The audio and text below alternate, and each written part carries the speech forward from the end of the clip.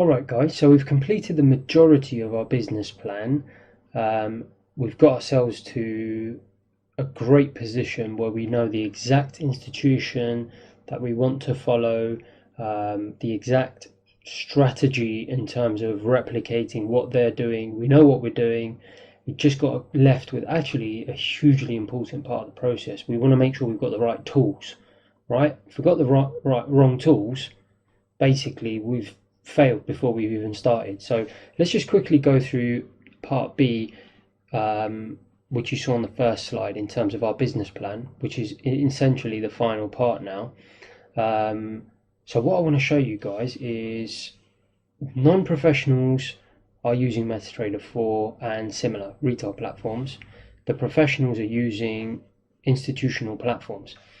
Now, you need to be careful here, because what I am not saying is that it's a platform problem.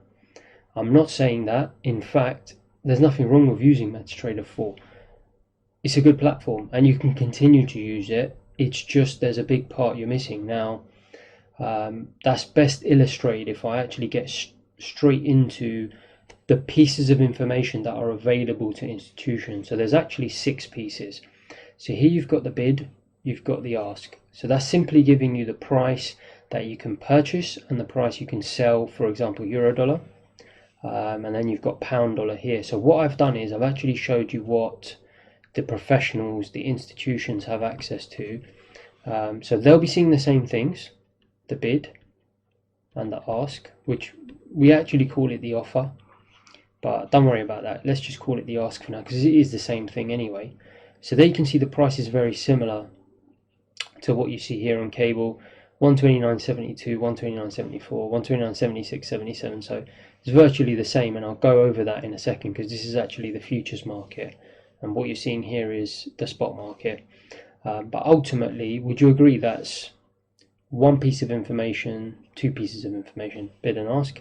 Here you've got 1 piece of information, the same. So there and there, we're losing out nothing. We've got the same pieces of information as the institutions. Great start. But hang on, what's all this stuff? Well, you've got the bid and you've got offers. Now I'm going to go through this really quickly because we're going to cover this in depth in the next modules, and it'd just be a waste of time to cover this like twice. So just for the purpose of an example, I'm just going to quickly give you a brief description of what this is. This is simply the depth. So it's just telling you it's actually contracts. It's not, it could be one person willing to buy 27 contracts at 129.76, but let's just assume for the ease of practice or practical example that it's 27 people. So what that means is 27 people are sitting on the bid and 7 people are sitting on the offer. What that means is if you want to go and buy the market, you can only buy from 7 people. Once you've bought, say, 7 items or 7 units, you can no longer buy at that price. Do you see here, guys? You don't see that information. That's incredibly useful information, which you're not seeing here. So that's already 2 pieces of information you're missing out on, the depth. So we've got here 1, 2, 3, and 4. And then what you're also not seeing, guys, is what's actually transacted in the market. Do you know what just transacted in pound dollar or euro dollar the moment you opened your platform? No, you don't. Here I can tell you straight away 2 units were just bought a moment before. This is what was sold, so 8 units were sold at this price.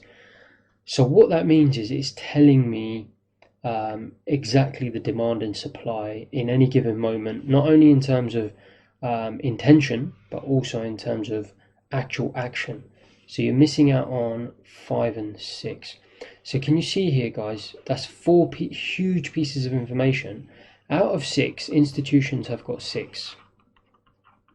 All information necessary. Now this is the raw data that I talked about, that all professional traders will be taught about from day one. Guys, where's all this data here on your retail platform? It's not there. Now I'm sorry to say it, but you can see why. If you're gonna keep pursuing, use MT4 by all means, but look, supplement it. So what I've been doing recently since I've come into the retail space is I've been using my exchange traded information, so the demand and supply information, but I've been executing on MT4. So by all means use this, because you still got two great pieces of information. But guys, get 3, 4, 5, 6, get the other 4 pieces of information, because you see here, you've only got 2 out of 6. Guys, you're only getting 33% of the information. See, you're doomed to fail straight away if you're going to continue sticking to this path. And as I said on the last slide, that's why we're moving away from retail education into institutional education, because you want to be going into a job with only 33% of information, guys. It's literally like going into a new field but with no tools. So I keep saying it, but it is crucially important to understand that trading is not any sort of magical, mythical profession that is miles away from what you might already be doing. You know, if you're already in a vocation, any vocation, like I said, personal training, it could even be you work in a cafe. It's exactly the same. How are you going to, let's say someone comes and orders 10 coffees from you, you work in Starbucks, but you don't have a tray to deliver it. Guys, are you going to be able to hold 10 coffees in your hand without the tools? You're doomed to fail from day one.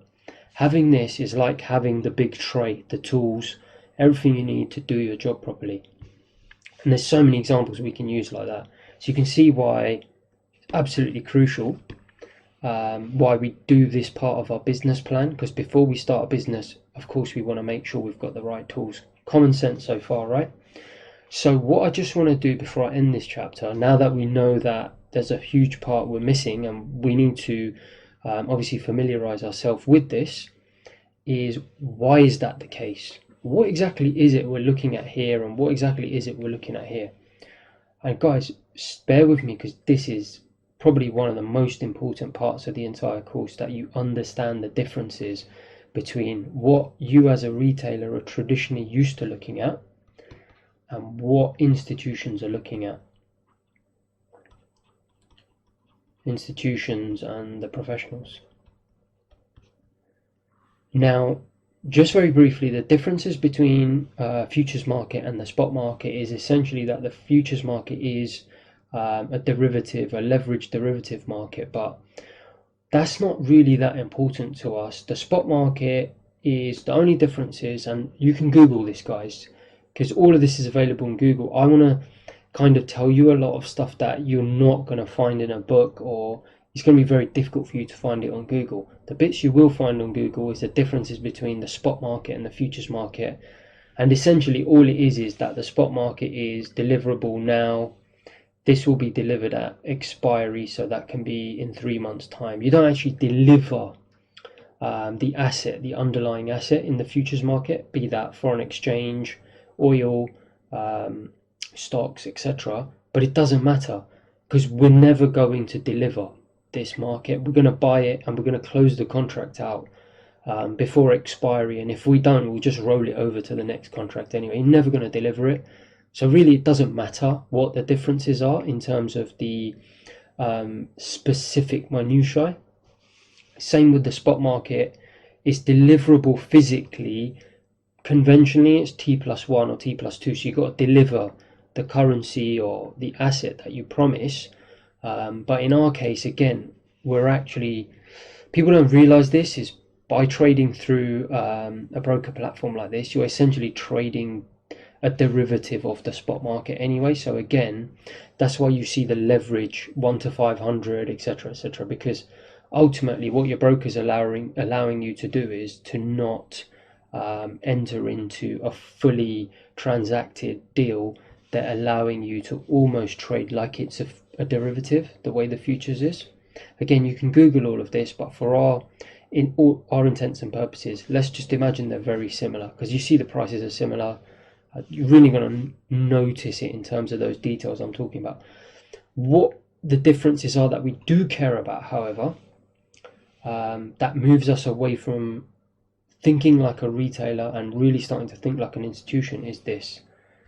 It's really to do with volume. Now, spreads, yeah, I'm going to come on to, but essentially the main thing is volume. Now, why is that? Well, guys, in the spot market, foreign exchange spot market, and I said this before, 2 slides ago. Why is it so important that part of our business plan we look at tools? Guys, do you know this price? What is this price coming onto your retail platform? Do you know where that comes from? How is that derived? Does it come from thin air? Does it come from somewhere? Where does your broker actually get this price from? It's absolutely crucial as part of our business plan. We research this, right? And we understand this before we even think about trading as a business. We need to make sure we understand this. So I'm going to explain this to you now. What happens is, let's say you've got 2 banks, so 2 big institutions like investment banks. What they'll be doing, guys, now I've said a large percentage is OTC interbank of this. This is essentially what you're seeing.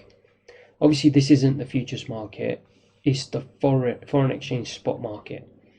So what is happening? OTC is over the counter. What that means is it literally is by telephone or using Bloomberg chat. Basically, these banks is called interbank market, which makes up a huge part of the market, 40, 50, 60% of the market is interbank. So banks are trading amongst themselves almost over a counter with each other. That's the term for it, but actually what they're doing is over the telephone. So we don't have sight of this information, right? These are just the big institutions, in particular investment banking, foreign exchange desks. So that's the sell side. Go back and remind yourself what the sell side is, because I did talk about this before. Then, guys, you've got pension funds, hedge funds, central banks. I called them the buy side, right? So what they'll be doing is they'll be going to the investment banks. Now, they'll either be going directly through the salesperson, as I said. So in effect, again, that can be considered over the counter, directly transacting. A lot of these transactions won't be made available to the public. And this is where futures are different. I'm going to show you how. They'll either be transacting if it's very large transactions over the telephone via the salesperson directly with the interbank traders, or what they'll be doing is they'll be using electronic platforms like EBS and Thomson Reuters. So they're just electronic platforms that allow huge institutions to transact directly with banks without having to speak to the trader directly. So it's kind of like their own little MetaTrader 4, but it's an institutional system. So again, guys, as retailers, we don't have access to that because we're not trading in enough size and we're not important enough. So where do we come in then? So where does this price come from on MT4? Well, we're over here. This is us.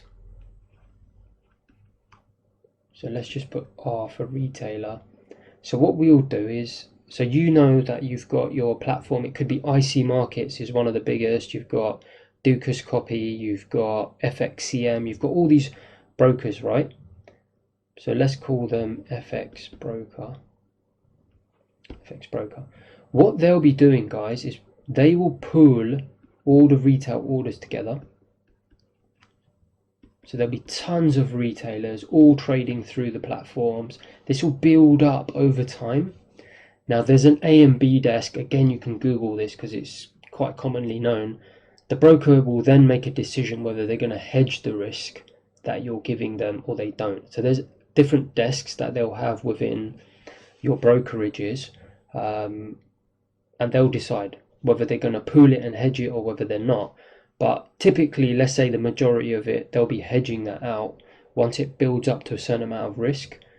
And what they will do is they'll go, again, directly into the institutional space, and then they will hedge that out through electronic platforms again. So it won't be necessarily EBS and Reuters, but there'll be, I've forgotten the names of most of them, but I think Prime is one of them. There's a few electronic platforms that they can use depending on their size, will depend which, but essentially they're using institutional platforms to hedge out. So they'll be getting a price right from there. They will then decide what price to give you. That's why I've put here spread can vary by broker. And what you'll notice is in the futures market, that doesn't happen. And even in the institutional market here, can you see how we're almost cut off from the institutional market when it comes to foreign exchange spot market? 40 to 50% is done there. Say 20 to 40% is done here through the buy side. Obviously central banks, pension funds, etc., etc. A little bit is done here through the retail sector. So we might be only 5%. Guys, 95% of volume and transactions are either going to be institutionally done electronically, maybe about 25, 30, 40%, another 40% done OTC. We're not going to have access to virtually 80% of the volume. That's why I say here volume is very sparse. We don't actually see any of this information. We don't know what's going on. It's all unregulated, essentially. That's what I've put here, lightly regulated. It's open to manipulation.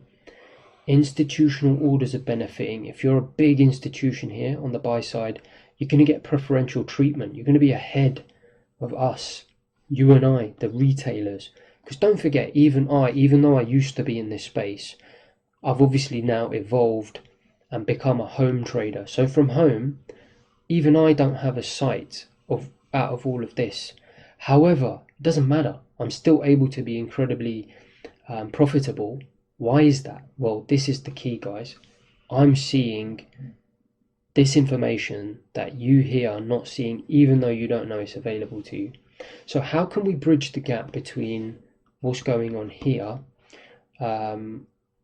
and how can we get closer to that? So this is where the futures market comes in, because a lot of these guys will also be using, even though the futures market is a much smaller market, just a few billions, we're talking billions here we're obviously talking trillions in the spot market.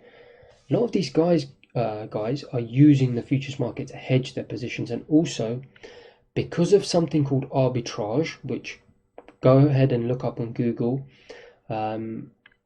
It's essentially a mechanism which means the market has to stay efficient, otherwise opportunities will exist for parties to profit easily. So markets have to stay quite fairly aligned. The futures market has to stay aligned to the institutional market, otherwise opportunities will come in where people can just easily make profit.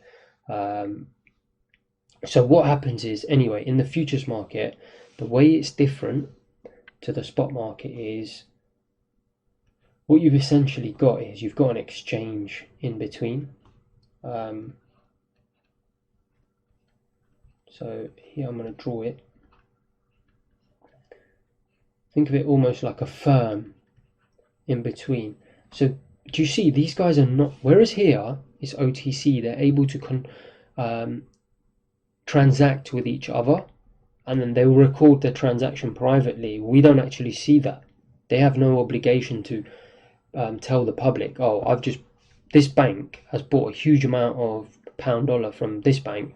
Guys, they don't need to tell anyone that. They can keep that between themselves.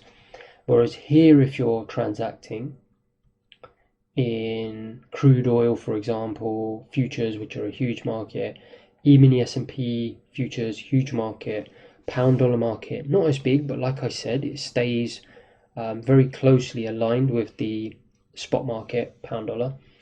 Every transaction, guys, has to be done through the exchange in the futures market.